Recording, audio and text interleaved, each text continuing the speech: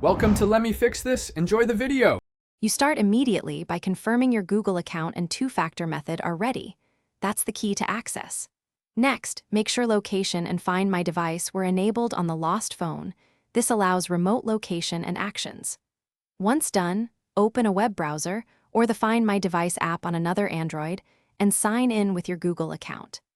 This step initiates the system query, so Google can attempt to pull the device for its current location and status. You'll now run the core recovery steps.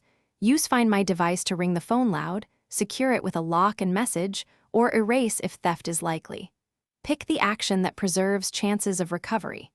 Then examine the map's last known location and its timestamp and accuracy, because Wi-Fi or cell towers can refine position.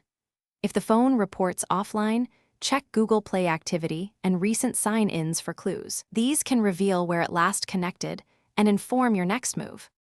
You finish by making safety and follow-up choices. If you see the device at a location, do not confront, notify local law enforcement, and give them /serial and the map coordinates. If the phone remains offline, set Find My Device to notify you when it's found and contact your carrier to suspend service or block the MA. If things go wrong, verify you're using the correct Google account. Immediately reset the password and check Google Timeline for extra history that can guide recovery efforts. Thanks for watching. If you found this helpful, don't forget to like and subscribe.